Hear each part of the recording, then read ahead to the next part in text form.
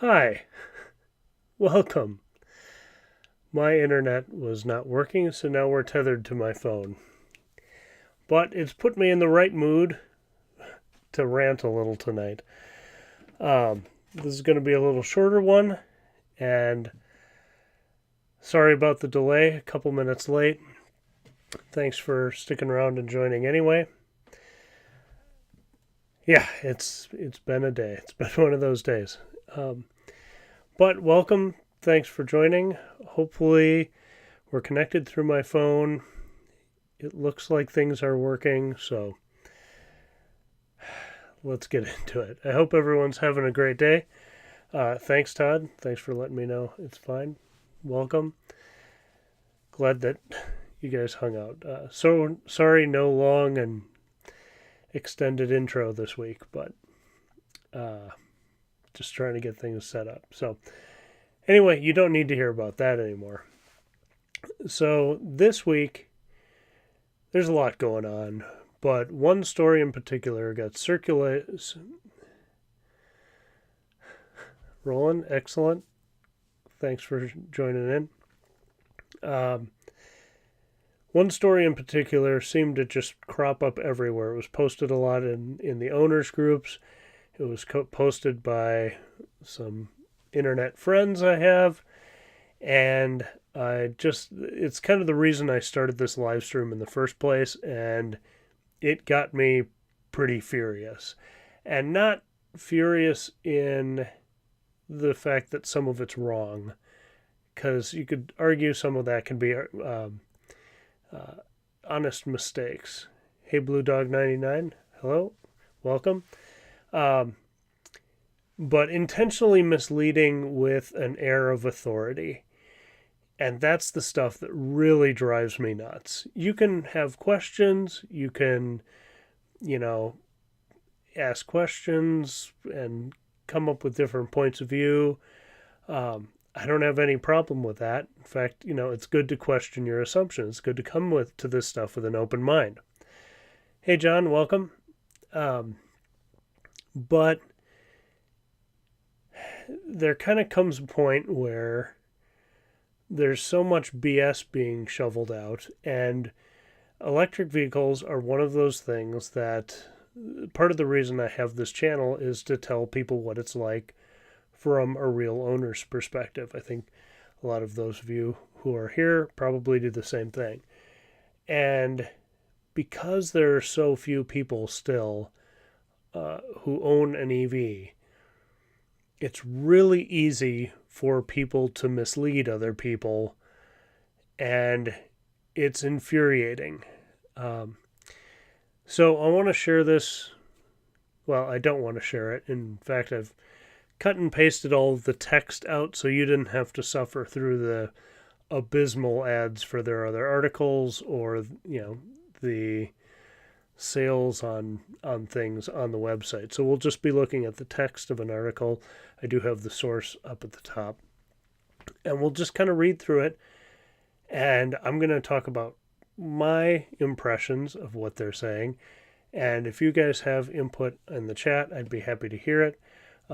Maybe I'm missing something. I could be wrong on some things. Like I said, somebody posted this. It's not a publication I read, and it's not generally someone who I agree with on a lot of political matters. But I thought, got to keep an open mind. I'm kind of in an EV bubble. And so I'm just going to get into it and see how it goes. And some of it is so bizarre that I think you'll appreciate it. Hey, Tim, welcome. I'm going to try to keep this one a little shorter because we are running off my phone. And I'm not sure how much memory or how much data we're using to do this stream. So it's also my wife's birthday, so I don't want to spend all night on a live stream. So anyway, we'll get into it. John says, I ran into a gadget today. So he says, if I go up north, where am I going to charge? And he thinks the range is only 100 miles. I had no idea where he comes up with this stuff. Well, what I'm about to show you is where he comes up with this stuff, and I didn't have time to do anything, so you have me here as I am, but you don't come here for the looks. So let's get into this. So this was in the Western Journal as a commentary, and they're equipping readers with the truth, which is great. And I didn't bring my water down here, so excuse me for that.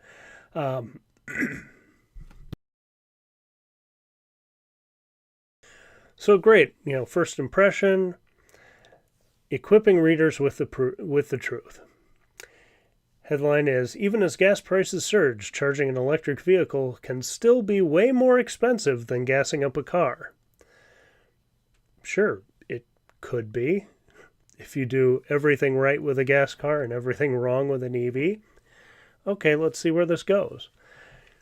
Those trying to sell us on buying electric vehicles often claim that drivers can save money by not having to buy gas. Yep, that is what a lot of people say. But is that really the case? In many regards, some analysts have their doubts. And this is the first sentence that really struck me as, we're really digging deep into sources here.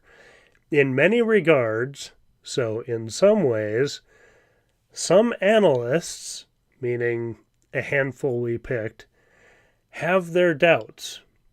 Doesn't mean they have concrete proof. It says they have their doubts. So they're really hedging their bets here, and not a great start, but again, trying to keep this open mind here. As the average cost per gallon of gas has soared past $4.20, with no end in sight. Oh no, there's no end in sight. Many of our leaders, including Joe Biden, are pushing EVs as a cost-effective replacement for gas-powered cars. Yes, they are. Finally. But as Fox Business recently noted, a one-to-one comparison of the cost of charging an EV versus filling a regular auto with gas showed that EV charging appeared cheaper. It is cheaper, so it should appear that way. But many other factors need to be included into the math to make a true analysis. Sure. Let's bring on the data and the resources and everything, and let's look at this. Factors that many EV advocates are desperate to ignore. Now, I don't know if I want to go any further. I must be desperate to ignore these, right? So this is in quote, so I'm guessing it's from this Fox Business piece. According to the EPA, the national average for a kilowatt hour of electricity is 13 cents, including at homes where most electric car owners charge their vehicles with a 240-volt Level 2 charger that typically take 8 hours or more to fill them up. Okay, so we've got a 13 cents a kilowatt average that they've found there. And most car owners charge their vehicles with a 240-volt Level 2 charger that typically take 8 hours or more to fill them up. Okay, most of that is accurate, but it's leaving out a couple things, and that is that the national average for a kilowatt hour of electricity is 13 cents, but a lot of places, including my utility, have time of use charging, which means I get a better rate. I think it's something like 4.8, might even be 4.3, cents per kilowatt hour when I charge overnight, which is what I do because it's cheaper. So they're saying let's use this average. Just say people are charging in the middle of the day, not paying any attention to what rate they're paying. And where most car owners charge their vehicles with 240-volt level 2 chargers that typically take 8 hours or more to fill them up. True, if you are going from 0 to 100, charging overnight, or whatever time on a level 2, it will be probably more than 8 hours, depending on your vehicle. But most people only need to refresh 20% of their battery, 30% of their battery. I had a big driving day yesterday, and I replaced about 60%. It was still done by the morning. So kind of a little scare tactic of it's always going to take you 8 hours to 10 hours to charge, no matter what scenario you're in at home.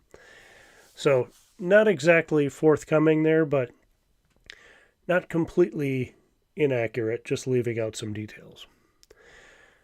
So Fox reported on Wednesday that many of these are also available in public settings like office and shopping center parking lots, where they're known as destination chargers. Yep, a lot of places and hotels. Hotels usually host them, which is great, which is what we did on our road trip, and we'll get into that in a minute. But yeah, there's destination chargers out there. Some are considerably more expensive, some are reasonably priced. And there are also a few facilities, only a few though, that offer what are known as level 3 charging stations, which can charge an EV in as fast as 20 minutes. Yes, that's excellent. Other than the few, because, well, Tesla's got a pretty good, robust supercharger network, and the other CCS networks are, if you're in the right area, there's a lot more than a few. In Minnesota, there are a few. But anyway, Tesla, for instance, has rolled out supercharger stations that can significantly cut down the charging time. Yep, so this article does an amazing job of adding just enough credible stuff into the fear, uncertainty, and doubt that it comes off, it has the face of reasonableness behind like the preposterousness of some of it. So generally that part is pretty good. They're quoting something that leaves out some details, but essentially is saying here's what the landscape is right now. Meanwhile, cost per kilowatt hour vary widely. For those using level 2 charging stations in their homes, where gaining a full charge takes 8 hours or longer, always, because you're always going 0 to 100, because that's what gas cars do. And if you don't know any different, you think you always do what gas cars do. But they wanted to drive that point home one more time, that it takes a really long time. The costs are relatively cheap, 13 cents per kilowatt hour, or a third of that in my case. But costs jump when using public services. This makes sense. The fast charge rate comes closer to 50 cents per kilowatt hour, though the electric charge is gained in minutes, not hours. Yep, it's more expensive to supercharge, more expensive to use Electrify America, EVgo, any of those fast chargers are going to be more expensive. But they do reiterate that the electric charge is gained in minutes, not hours, so good point there. Fox noted that an electric Ford Mustang Mach-E will cost an owner $2,100 annually for 15,000 miles of driving and charging at a level 3 station, compared to a mere $650 for the level 2 home charging system. Okay, so here they've kind of set up that home charging is slow, so you probably don't want to do it because it takes 8 to 10 hours, right, every night. So you're going to want a fast charge. But even if you only drive, 15,000 miles a year, that's still, that gets you up a lot of money, even though it's $650 to charge at a level 2 in your house. So they do put that in there, but they put it in the order and kind of use the scare tactic of you're going to want to do this to make it seem like you're probably going to spend the higher amount. But again, on the face of it, it's not too egregious. And in contrast, the Ford Escape S would cost $2,100, the same amount for the Ford Mustang Mach-E, only level 3 stations. For similar driving with current gas rates, a cost that increases as gas goes up. Yeah, okay. I haven't double-checked those numbers. Let's assume they're correct.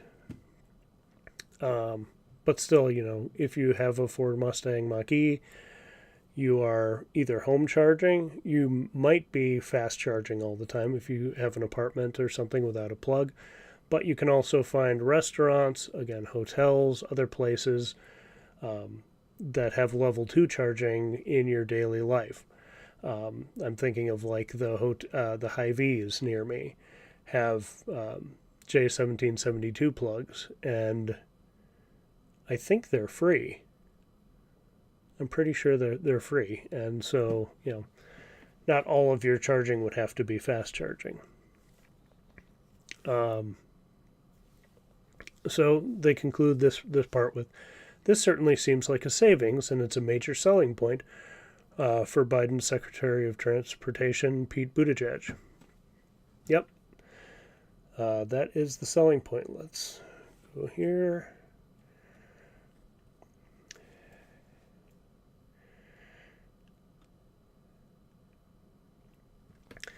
Okay, so on Tuesday, Buttigieg told Americans to buy an EV so they don't have to worry about gas prices. Clean transportation can bring significant cost savings for the American people as well. Last month, we announced a $5 billion investment to build out nationwide electric vehicle charging network so that people from rural to suburban and urban communities can all benefit from the gas savings of driving an EV. Yep, great. Can't wait to see those out and about.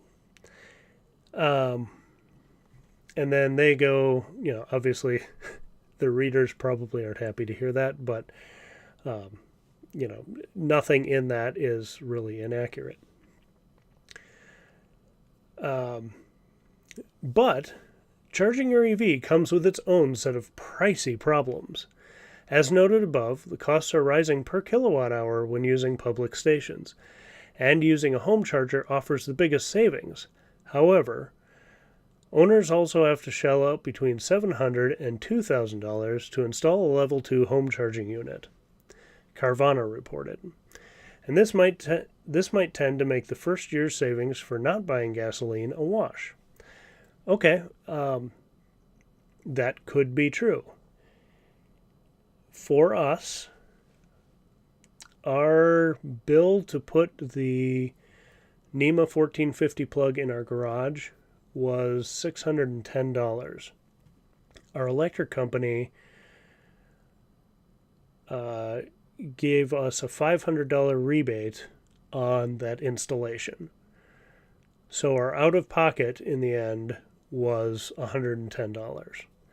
I know it's different for other people. We could have gone with a much pricier electrician. Our first quote was in the $2,000 range, and we said there's probably a cheaper option out there, and we found a non-preferred electrician, but really any electrician can install this outlet.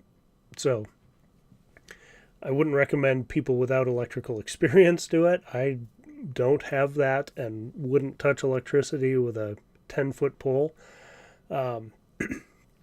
But we hired a reasonably priced electrician. He came in, did the job, had to go through kind of my office ceiling and, my panels in a different part of the house than the garage. So it was a run. Took about an afternoon to do, and then had to pull a permit and have the city come out and look at it. But it was, like I said, about $110 out of pocket at the end of it. So a lot of utilities do have this rate. I know people on Excel have you basically rent the unit from Excel, and then it's a fixed cost. I don't know how much you pay for the installation, but there's a variety of things, but let's say worst case scenario, that wipes out your first year of gas savings. Well, dang it. I only used cars for a year, so I guess this thing's never going to save me money. And I won't be set up in the future for future EVs that will also save me money. So, is there a cost there? Yes. Is it a little disingenuous to say, well, see, there you go. Everything's wiped out. And this is the part that made me do this episode. Worse, if you want to install a level 3 charger in your home, you'll be hit with costs of up to $50,000 or more, including upgrading the electrical system in your house to power the thing. Yeah, if you put industrial power in your house, it's gonna cost a lot of money. But no one would do that. And again, people who don't own EVs think that might be a reasonable thing that people would want to do. No one wants to do this as a person. There might be millionaires or billionaires or something that want to do this. They have the money to do an upgraded transformer and a whole industrial pack in their house. But even they wouldn't, because they would be smart enough to know when you're charging overnight, when you're sleeping, you don't need to charge in 20 minutes. So I thought, hey, let's take a look. This would be essentially, for those who don't know, this would be the exact same thing as if someone said, well, if you buy a gas car, you might want to consider putting a gas station at your house. So I thought, well, let's look at, let's take a look at what the cost of putting a gas station in would be. So here I just Googled cost of installing a gas station. The average cost of a new gas station with 4 gas dispensers and associated petroleum equipment such as underground storage tanks, concrete footings, piping, spill buckets, etc. is $500,000. And then you would have all the stuff associated with having a hazardous material at your house. So only a 10 times difference. 10 times? 100 times. I'm not in a headspace for math, clearly. But you get my point. It's preposterous that anyone would put a gas station in their house, and it's also preposterous that anyone would put a level 3 supercharger or CCS charger in their home. It's just not going to happen. But we want to put that out there so we can be sure and scare you that there is if you really want to go fast, if you want to have that gas-like experience, the only thing you're familiar with, so you probably do, it's going to cost you $50,000 or more. And your utility, when you tell them you want to put this in, is going to laugh and hang up at you because no one will do this. And it's just such a preposterous scare tactic to suggest that anyone needs that in their house. I know at least one person in Michigan. There's a handful of people here in Minnesota. Cold weather states. Roland in North Dakota uses a 120 outlet for their everyday charging. And it still works for them. I don't know that it would work for me all the time, but before we got our 240 outlet installed, it worked for us for 2 or 3 weeks or something, and it was absolutely fine. So for some people who don't drive very much, you don't have to install anything if you have an outlet in your garage. Those that want that faster charging, that overnight charging, put a 240 in. And no one puts a supercharger in. So that's the part that got me really, it blindsided me with the stupidity and made me really realize that they are talking to people that have no idea, and they know it. And they are just trying to confuse them. And it's so infuriating. I don't know. Maybe I'm wrong. If you guys have a supercharger at your house or a CCS, 150 kilowatt station in your garage, let me know. I'd be happy to know that kind of thing. Like I said, trying to keep an open mind here. So they continue. Few people will be able to afford such a costly installation for supercharging their EVs. Yeah, they will. Very few people will do that. Meaning that the largest number of Americans who buy EVs will be stuck with systems that take half a day to charge their vehicles. Oh no! Those poor people who sleep. It's so mind-bogglingly stupid. And it's just playing to people who don't know, and really infuriating. So they're going to be stuck with these systems that take half a day to charge their vehicles. I'll tell you what.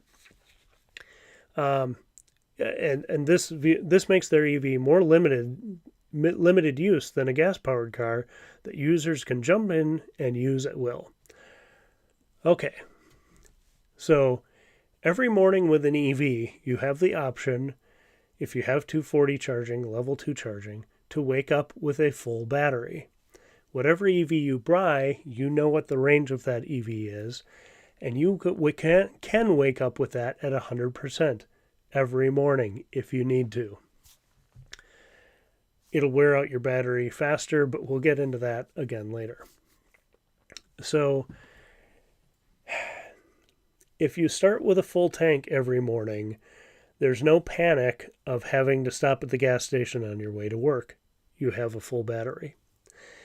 If you start with a full tank, most modern EVs are going to get you through most people's days easily every day with enough to spare. Which means when you get home at night, you want to go out, you don't need to recharge. When you go to bed that night, you don't need to charge from 0 to 100. You charge from 40 to 80, as most people do. And so that cost of charging stays low because you are not replenishing the whole thing every night. You're also using less electricity, which is easier on the grid. Another thing we'll get to in a minute here. So, now I'm all sweaty because of that one. So, of course, gas cars won't work unless you install a gas station at your house. What I was going to say earlier is that there have been times when I have run out. I've had enough errands. I've been driving north of the metro, south of the metro, all around, and I need to come home and plug in while I do a couple things before my next trip. And on those 3 days of my life in the last 4 years, I think I've done that once, and the other 2 times I just built in a stop at a supercharger in my errands. And this was before there were as many chargers there are in the metro area of Minneapolis-St. Paul as there were. There are more now than there were. So I just made the plan of, hey, I'm going to eventually get home uncomfortably low. So I'm going to stop for 10 minutes. If I'm doing that many errands in a day, a stop at a Hy-Vee or something, and using the restroom or grabbing a soda or something isn't a big deal. Run in, do that, get enough charge to feel comfortable for the rest of the day. Now, that is a good argument for more investment needing to be made into supercharger network, to the CCS networks, and all that stuff. We definitely need more infrastructure. But most people can get by pretty easily, and it's not inconvenient.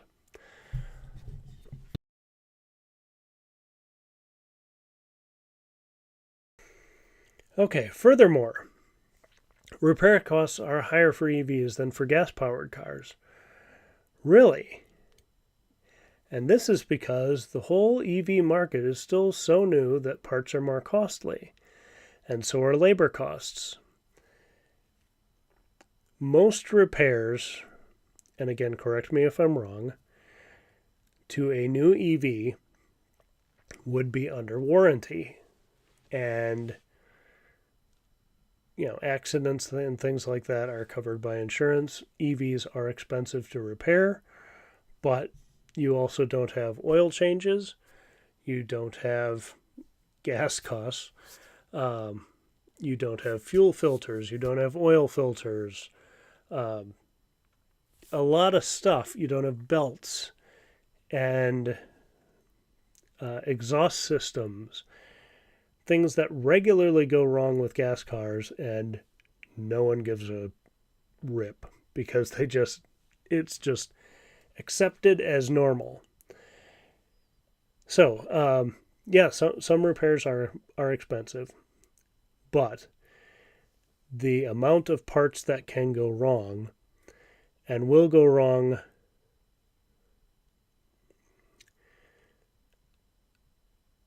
I'll save this.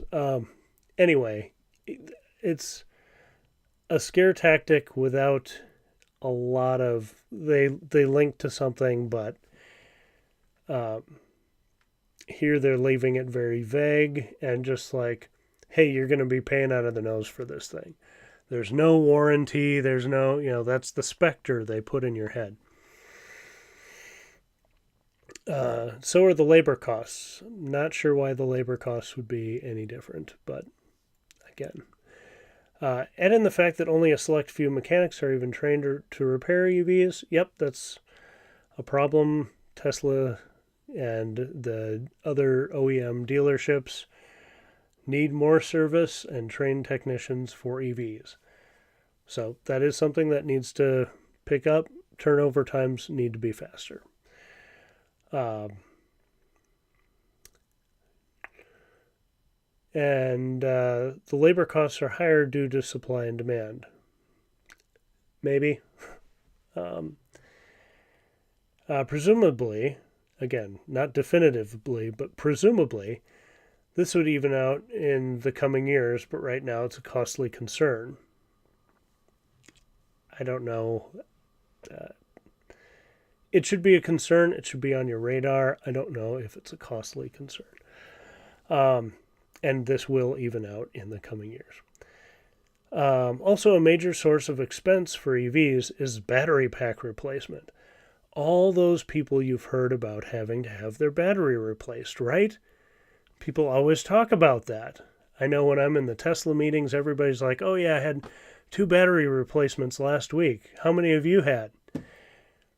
That is a huge specter out there that is really preposterous. Obviously, the Bolt issue notwithstanding, and I think some of the Neros and Hyundai's older one, I can't think of the name of it, had issues, but to the best of my knowledge, those were covered by either LG, GM, or Hyundai, Kia. I know of one person for sure who has got a new battery pack. And I think theirs was under warranty. I've heard of it happening under warranty. I've heard of somebody in Canada blew their car up rather than paying to have their battery replaced. And made a big stink about it, and it got a lot of headlines and news. But that's one owner out of tons and tons of owners. And that's just Tesla. Like I said, the Bolt thing that was covered, people either had their battery replaced and now have more range and a fresh battery and a fresh warranty, or they sold their vehicle back to GM. So, although GM kind of boggled that situation, it seems like the people who had the replacement done are now very happy about it. Someone in the Minnesota EV Owners Group just did a road trip in the last week or two and had a great time. They really loved their Bolt, and they really liked having the extra range, the new battery. And I can tell you, we have a 2008 Toyota Prius. The only thing that we haven't replaced on that is the battery. And that was the big concern when we got the car, is what if the battery pack goes bad? It's going to cost a ton to replace it. And we've replaced the exhaust system at least once. It's got over 220,000 miles on it. We've done all sorts of filter changes, belt changes, all sorts of things. Battery's fine. Not a concern. So this is a big scare tactic, wring your hands kind of thing. I'm going to get to the chat. There's some good stuff in there. But we're almost through this, so I'm just going to get through my points, and then I'll go back to the chat. So a major source of expense for an EV is a battery pack replacement.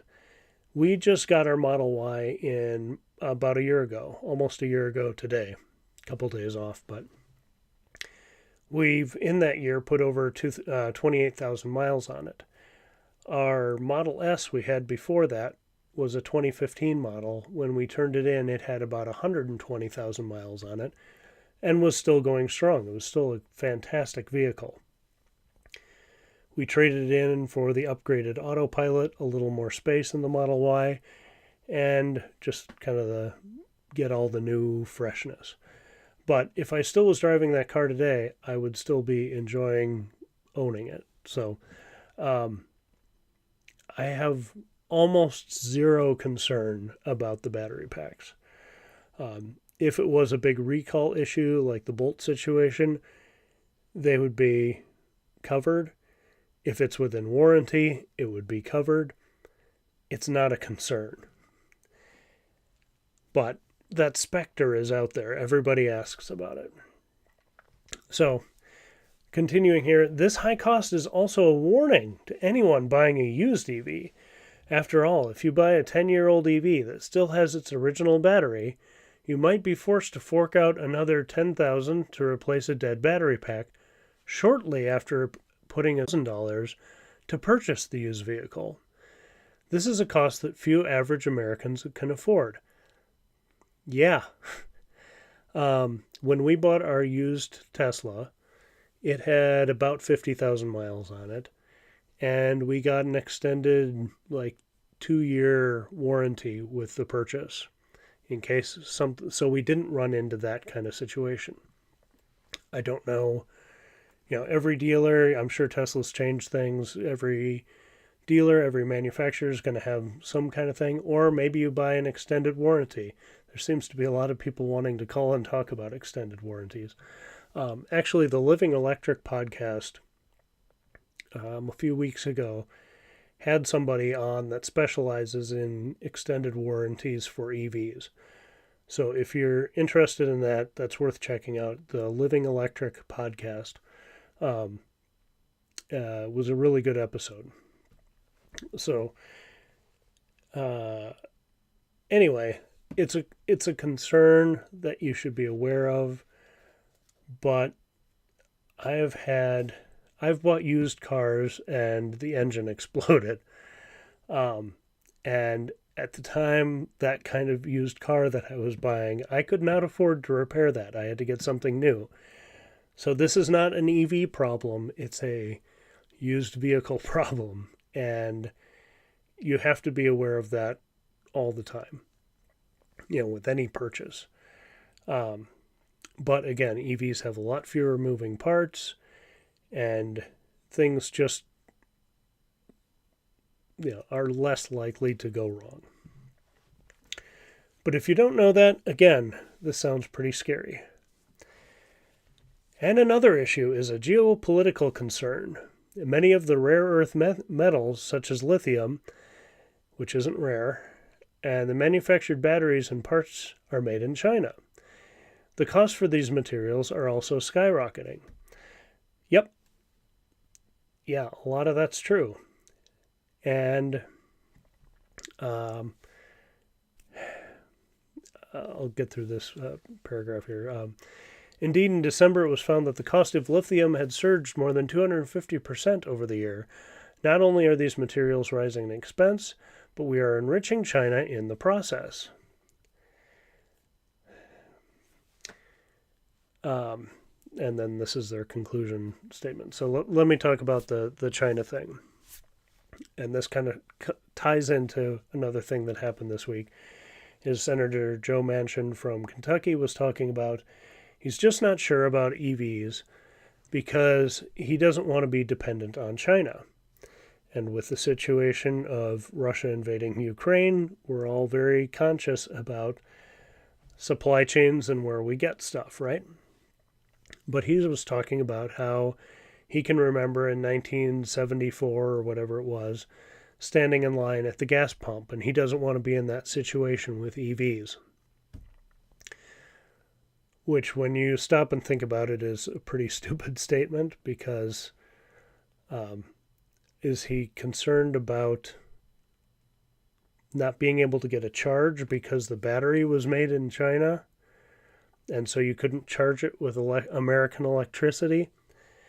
Or was he saying, I don't want to be in line waiting for a vehicle to be produced out of China?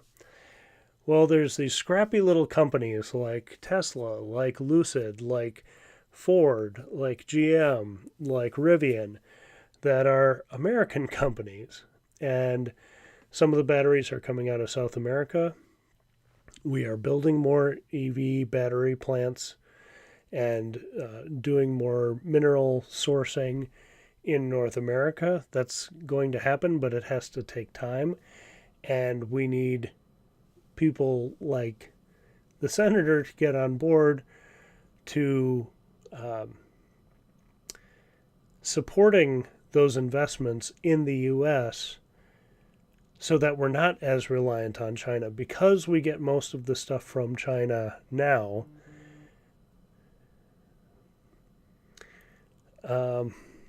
excuse me here.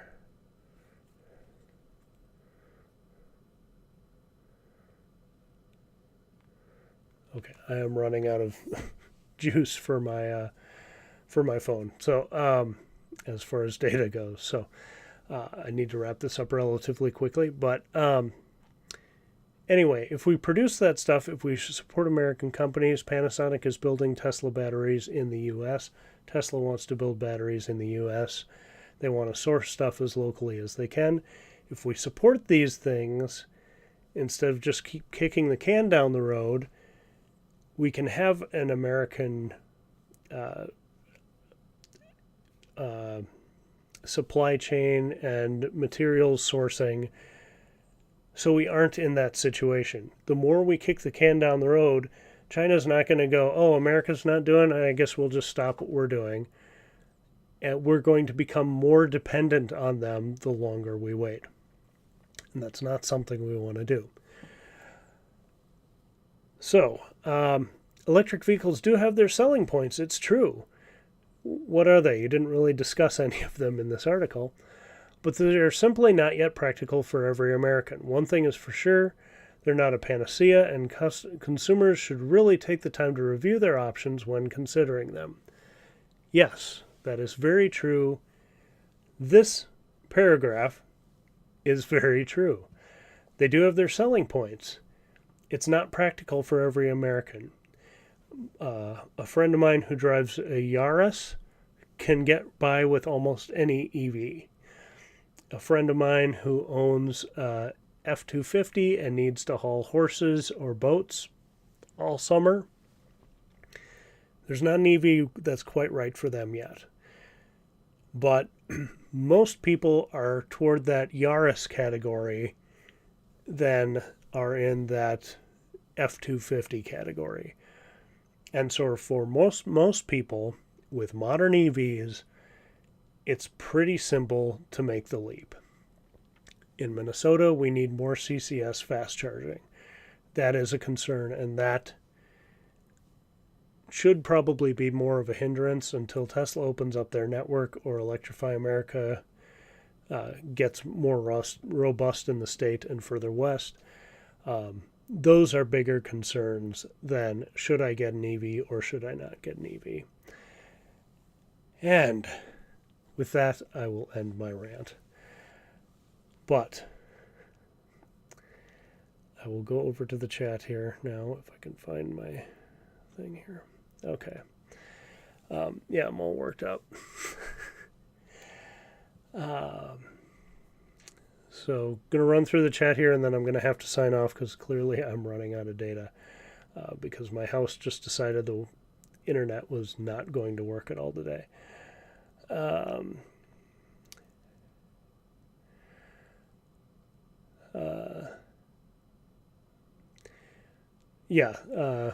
Blue Dog, my head just exploded when I saw that. This article brought to you by the Dino Juice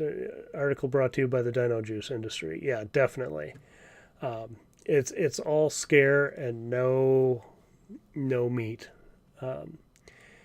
Iron, 0.9 cents or 9 cents a kilowatt hour here for 5 hours. And John has $43 a month unlimited charging with Excel. Yep.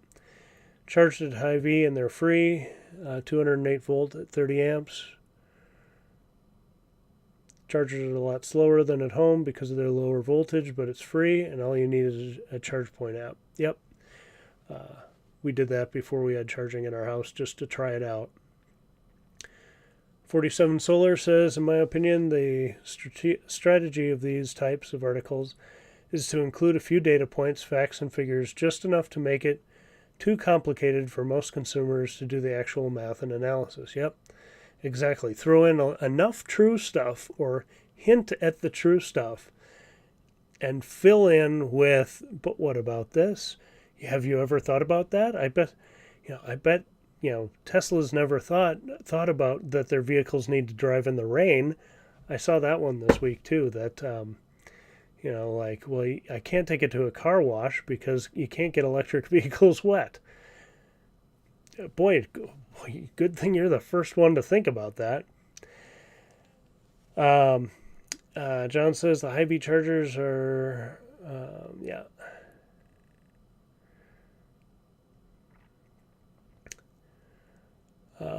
Dan says, agree. I thought that 50,000 was a ridiculous scare tactic. What I've been telling folks is the biggest change for me going electric is it opens door for oneself to look at where you get your energy. Yeah. One thing leads to another thought, and one realizes energy independence is the way to go. Yep. In walks solar energy and batteries. This train of thought never would have happened if I kept mindlessly buying gas at the pump. Yep. When you think you can't change, you can't change. Yep. It really changes my perspective on energy dependence and how to gain independence and freedom from the gas pump. Yeah, I've heard a lot of the comments also about the, they want you to go to EVs so they can control you. Well, where do you get your gas? Or do you make your own gas at home? That has to be produced. Who's producing that? And who's controlling the production of that and the supply and demand of that the prices fluctuate so much? The price of electricity could also fluctuate quite a bit, but you can also put solar on your home, like Dan was saying, or, do battery storage as well. You have way more control with electricity than you do with gasoline. Blue Dog says, sprinkle in a fact or two among the BS, and people will accept the article as legit. Yep. When you don't know any better, then you just take it as that must be how it is, especially if that's what you want to believe in the first place. Hey, Tyler, just joined. Read part of that text. As soon as they mentioned installing a level 3 in your home, as if that's normal, I checked out. Yeah, it's like the dumbest thing I've ever heard. Thanks for the super chat, 47 Solar. Roland says if you put a dollar amount on the person going to the dealership for the car maintenance, yeah. Aaron says he's replaced his battery 3 times since last May. You got deep pockets. You always want a fresh one, though. And Tyler says, wait, you can recharge them? I've been shelling out $20,000 a week. Yeah. You need to drive more and stop switching batteries so often. Tyler asked if he got his done. That's talking about the Bolt battery. No range increase for theirs, unfortunately. That's too bad. But nice that it's a safe battery. And Aaron says, nice to hear it's fixed at least. Even with Blue Dog says, even with all the Bolt fires that's happened, EVs are statistically much less likely to catch fire than a hybrid or ICE. Yep. John says Kyle Connor has over 100,000 miles on his battery pack on his Model 3. Yep, he just did a walkthrough on that. I haven't watched the whole thing, but Aaron's talking about Joe Manchin, and he's a supporter of coal, and don't we, the EV drivers, only charge with dirty coal? Yeah, that's another one. But yeah, you would think with so much coal in the state, they would be wanting to get the electricity needs up as fast as they can before all the cleaner methods can be deployed. You would think he'd be on board for that, for a quick windfall for his buddies. John says, did I hear Tesla's in partners with lithium mine in northern Minnesota? Yep, getting ready to fire it up. Yeah, I don't know when that's going to happen, but I was hesitant about them. Well, I don't have time on this live stream to get into that, but I have big concerns about mining in the Boundary Waters area or in northern Minnesota with so much water, so much fresh water that runs into Lake Superior. And I feel slightly better knowing that Tesla's trying to get mining operations cleaner, that it can maybe be done well, but we'll see. That's a lot of fresh water up there, so I do have concerns. But again, 47 Solar, thanks for the super chat. John is tired of all the negative stuff about electric vehicles, and so am I. And on that note, I think I'm going to have to call it before my phone craps out, and then, or I get charged $1 million for hanging on the live stream too long. Maybe that's what I need every week to keep these shorter. But thank you everyone for joining. I really appreciate it. I did want to, just before I go, I talked about my home charging, so I do want to put that up here. When this article was put up on Facebook by one of my Facebook friends, I was very mad, but I thought I'm not going to argue because that's just going to shut everything down. I just said, here's my last 31 days, including a 3,700 mile trip to Florida and back, and what we've done with charging and our costs. And really this other is the hotel charging that was free, so the cost is even slightly lower than what Tesla is estimating here. But anyway, that is there for the people that want to pause it and or go back now and pause it and check that out. But any Tesla owner can show you that any day now. That's on the app. So that's pretty cool. But everyone have a great night, and I will catch you in the next one. Sunday, we should be wrapping up our road trip with lots of stats, comparing it to the 2020 trip, the different vehicles, the different stopping, the different stop times, all that stuff. So look for that. Hopefully it's Sunday. YouTube has been taking a ton of time to process my videos, so could be Monday. We'll have to wait and see. But I'll catch you in the next one. Thanks a lot. Have a great night, and see you later. Thank you very much. Bye.